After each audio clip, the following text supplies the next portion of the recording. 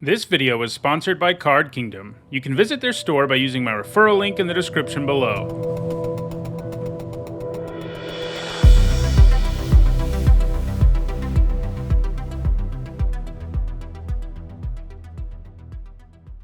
Hi everyone, I'm Nitsahone, and it's Wednesday, so that means it's time for another deck history. This is a series where I look at the history of deck archetypes that have been successful at Magic's highest level of competition, starting from the first time a particular deck emerged and ending with the modern day. As usual, I ran a poll to let you, the viewers, decide the topic of this video, and Dredge won in a landslide, so that's what we're going to be talking about today. Dredge decks get their name from the Dredge mechanic, which made its debut in 2005 in original Ravnica as the Golgari mechanic. If a card with Dredge is in your graveyard, you can mill cards from the top of your library to return it to your hand. As we'll see, this mechanic ended up being enormously powerful. Dredge allows you some nice card selection, and more importantly, it lets you mill a big chunk of your library for no mana. Starting not long after the mechanic debuted, Dredge decks have been all about rapidly throwing a bunch of cards in your graveyard and getting serious value out of doing so. Kind of like we saw with Affinity decks, the mechanic became so connected with that type of deck that more recent decks that have very few or even zero cards with Dredge in them often still bear the Dredge name. At one point or another, Dredge decks have been a major force in Extended, Modern, Legacy, and Vintage, and in this video we'll talk about the origins of each of these decks as well as how and why they changed over time. The story of Dredge decks begins in the Extended format of 2005, not long after Ravnica was released. Extended is a now-defunct rotating format that featured the last several years of cards. That year, at Pro Tour Los Angeles, Kenji Samura piloted the first deck to top 8 an event that featured Dredge as a major component. His deck wasn't quite a Dredge deck as we think of them today. Instead, it was a Psychotog control deck that had a Dredge sub-theme that he called Dredgeatog. I did a whole video on the Psychotog deck earlier in this series, so I won't go super deep here, but suffice it to say that the deck wanted to get lots of cards in the graveyard for Psychotog to feed off of. This version of the deck used Dredge cards like Life from the Loam and Dark Blast, and while it only had one copy of each, the deck often used Gifts Ungiven to throw one or both of those cards into the graveyard to get the value train going. In 2007, another deck emerged that had a Dredge subtheme, and in particular, the deck sought to get a ton of value out of Life from the Loam. Kotaro Otsuka piloted his aggro Loam deck to a top 8 finish at Grand Prix Singapore that year, and the deck basically sought to get Loam in the graveyard and dredge it back to your hand every single turn. While it could only return lands, you could turn those lands into very real effects with cards like Seismic Assault and Devastating Dream, and you could also get back nice value lands. This could include simple fetch lands as well as cycling lands like Tranquil Thicket. If you cast Loam to get a cycling land back, you could then cycle it and dredge again and continue for as long as you have mana. Loam decks would be a part of Extended all the way through 2009, but they still weren't exactly Dredge decks in the sense that they weren't all about loading up the graveyard rapidly, they were just about grinding out value with one Dredge card in particular. It would take all the way until 2008 for a more dedicated Dredge deck to find success in Extended, but when it showed up in the format, it did it in a very big way. At Grand Prix Vienna in 2008, 4 of the top 8 decks in the format were Dredge decks, though they actually went by the name of another card in the deck, Icarid. Icarid is a hasty creature that has to be sacrificed every turn, but on your upkeep you can exile another black creature in your graveyard and have Icarid return to the battlefield for free. As you can imagine, this pairs very well with Dredge. The deck's main game plan was to load the graveyard so much that it was bringing back a few Icarids every single turn, and Dredge cards like Dark Blast, Golgari Thug, and especially Stinkweed Imp and Golgari Grave Troll did a great job of making sure this was the case. In addition to the Icarid stuff, the deck also ran Bridge from Below and Narcomoeba, both of which could end up in the graveyard and still give you serious value. The Bridge was especially nice with Icarid, since it died every time it came back, and you'd get a 2/2 every time that happened. In addition to that, it ran a couple of cards with Flashback that involves sacrificing creatures for powerful effects. Those are Cabal Therapy and Dread Return. Because both of these asked you to sacrifice creatures, it was a great fit alongside Icarid and the Bridge. We're going to see a lot of these cards over and over again in this video. In Icarid decks, Dredge wasn't just a sub-theme like we saw with Dredgeatog or Aggro Loam. This was the moment in Magic history where everyone took a look at Dredge more broadly and went, wow, maybe it makes it a little too easy to load up the graveyard. What else can we do with it? From here, Dredge decks would begin to emerge in other formats too. But for now, let's stick with looking at Extended, because Icarid decks did not mark the end of Dredge in Extended. In 2009, a new Dredge variant emerged at Pro Tour Austin, and it had to be different from the ones that came before because it didn't use Ichorid since it had rotated out of Standard. Hedron Crab had recently been printed, and it gave Dredge decks a new tool to load up the graveyard. Every land you played could mill 3 cards, so the graveyard could get loaded up in a hurry, and Dredge cards would quickly appear there as you milled yourself. A lot of the deck was the same as we've seen. It used Dredge cards to load up the graveyard too, like Golgari Grave Troll, Life from the Loam, and Stinkweed Imp, and it still used graveyard payoff cards like Bridge from Below, Narcomoeba, and Dread Return, as well as another recently printed landfall card that filled the same role Ichorid had, Bloodghast, who could come back from your graveyard every single time you played a land. You could use Life from the Loam to get back lands to make sure you could trigger both Hedron Crab and Bloodghast every single turn. Super dedicated Dredge decks didn't manage any other top 8s in the format after Pro Tour Austin in 2009, and 2009 marked the end of Loam decks finding success in the format too, and the extended format was retired in 2011. The modern format replaced it in 2011, and in order to keep Dredge decks from being a problem in the format, both Golgari Grave Troll and Dread Return were preemptively banned in the new format. However, Dredge decks would eventually show up in Modern, but it would take several more years, so we'll get to that format later in the video. For now, let's go back to 2009, where Dredge decks picked up top 8s at Legacy events for the first time. That year, 2 Legacy decks top 8'd a Legacy Championship, and these decks definitely bear some resemblance to what we already saw in Extended. The deck used Dredge cards like Stinkweed Imp, Golgari Grave Troll, and Golgari Thug to load up the graveyard, and then it had graveyard payoffs like Narcomoeba and Bridge from Below. But the deck was different in one really important way, and that's Lion's Eye Diamond. The deck only runs 11 lands, and it can do that thanks to the Diamond. In a Dredge deck, Lion's Eye Diamond is almost just better than Black Lotus, since discarding cards is something you want to be doing anyway, since virtually all the cards in the deck can do things from the graveyard, and you can even use the mana right away to flashback Deep Analysis or activate a Cephalid Colosseum, which just gets the Dredge string going even faster. The scary thing is that this can all go down on turn 1. Lion's Eye Diamond decks went on to be the typical Dredge build in Legacy, and the deck really hasn't changed very drastically.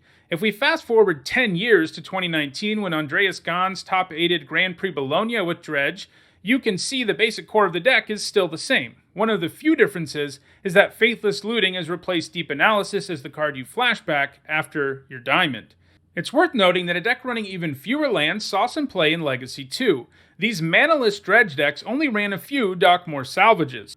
However, they never managed a top 8 at a premier Legacy event, but they do go a pretty long way towards showing you how silly Dredge can be. It really isn't magic as Richard Garfield intended when you just don't plan on playing lands. Dredge continues to be a relevant deck in Legacy today, and that probably isn't changing anytime soon. Let's move now to Magic's most powerful format, Vintage, where Dredge decks are right at home. In 2012, 2 Dredge decks top 8'd the Vintage Championship, and you can once again see that the deck that Kevin Ponish top 8'd the event with is very similar to what we've seen. Lots of Dredge creatures and things like Ichorid, Narcomoeba, Bridge from Below, and Bloodghast that can come into play from the graveyard for no mana at all. The primary difference between these early Vintage Dredge decks and those we saw in Legacy is that Lion's Eye Diamond isn't used. This is because it's restricted in the format. Instead, the Land Bazaar of Baghdad is the super powerful way to load up the graveyard rapidly. And yeah, activating the Bazaar with Dredge cards in the graveyard results in a graveyard that is fully stocked with very little effort, and the Ichorids and Bloodghasts will be coming out and ending the game quickly. However, unlike the Legacy version of the deck, Vintage Dredge decks have actually undergone a bit more change over the years. In 2016, a Dredge deck top 8'd the Magic Online Vintage Championship, and it had a few differences from those that came before. The biggest of these was the addition of the recently printed Prized Amalgam to the deck. Because the deck was so good at having creatures enter from the graveyard, the Amalgam gave the deck yet another creature that could come back from the graveyard immediately and for no mana cost. By 2019, Dredge decks started to go the manaless route, but unlike in Legacy, where they never top 8'd major events, manaless Dredge decks in Vintage have found significant success. These Dredge decks tend to run 6 or fewer lands, and because 4 of them are Bazaar of Baghdad, that means 1 to 2 of them actually produce mana. But hey, who needs mana when you can very easily mill your entire deck and put creatures into play for free? One card that we've seen in the other Vintage Dredge decks but I haven't talked about just yet is Serum Powder. It was always important in Vintage Dredge decks, but in Manaless Dredge it was especially important because the deck basically had to mulligan until it got the Bazaar in hand, and Serum Powder made that easier. Manaless Dredge decks also added Hollow One to the mix. Because the deck discards so many cards, it can often cast them for free on turn 1, in addition to all the other stuff that comes back from the graveyard.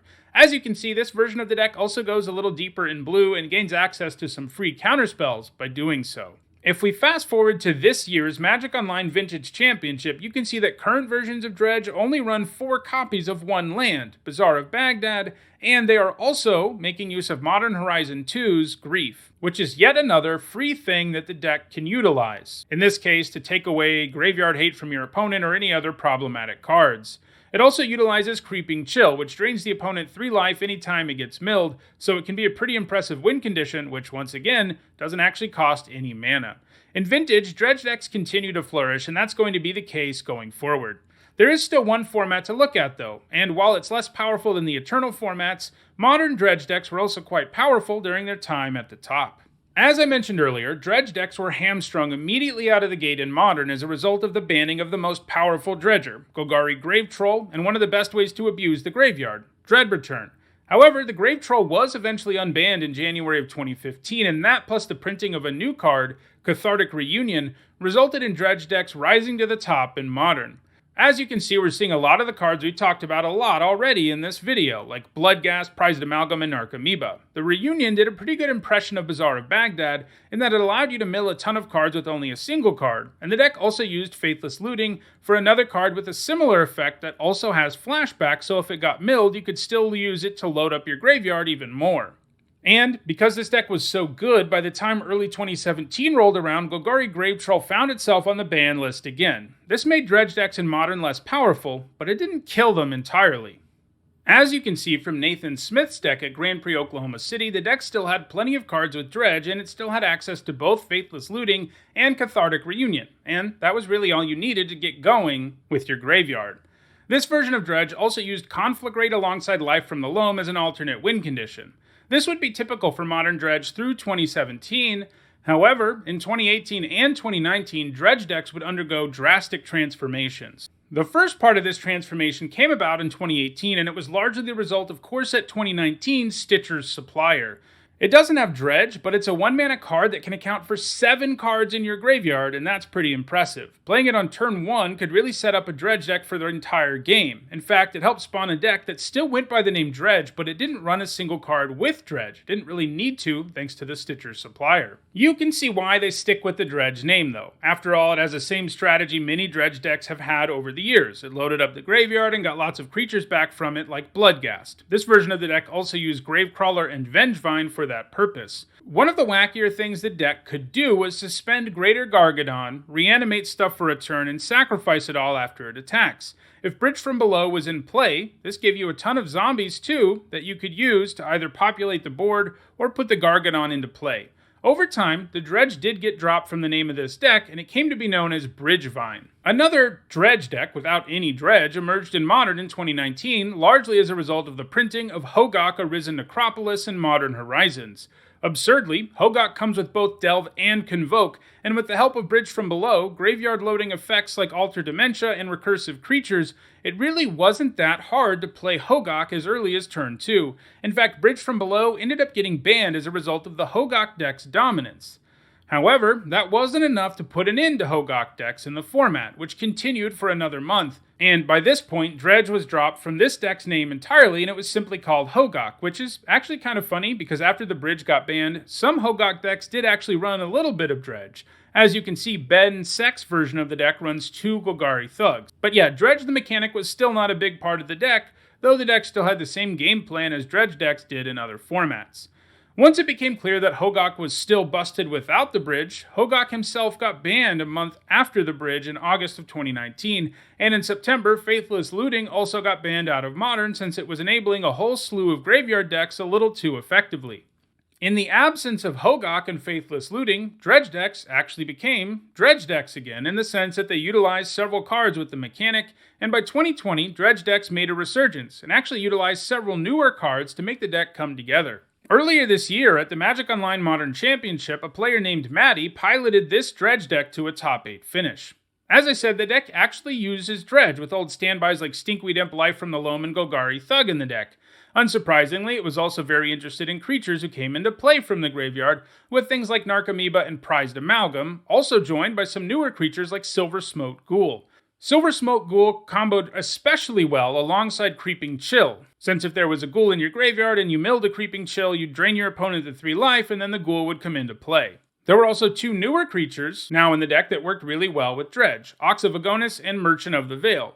Both of them had you discard and then draw, which meant you could discard a Dredge card and then Dredge with them, which could really assist the deck in loading up the graveyard. Additionally, the Ox could be a graveyard payoff thanks to Escape, so it's just a great fit. Dredge decks in Modern still seem to have enough mill and payoffs for doing that they are pretty likely to continue to see play there, though it isn't quite as dominant in Modern as it is in Legacy or Vintage, where it's been a top tier deck, it seems like, forever. Well, that's the history of Dredge decks. If you enjoyed this video, please like it and share it so that others can enjoy it too. If you want to make sure you catch future episodes of this series, don't forget to subscribe and turn on notifications.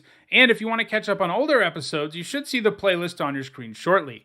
Lastly, if you like hearing me talk about Magic's history here, consider subscribing to my other YouTube channel, History, where I talk about real-world history. Thanks for watching.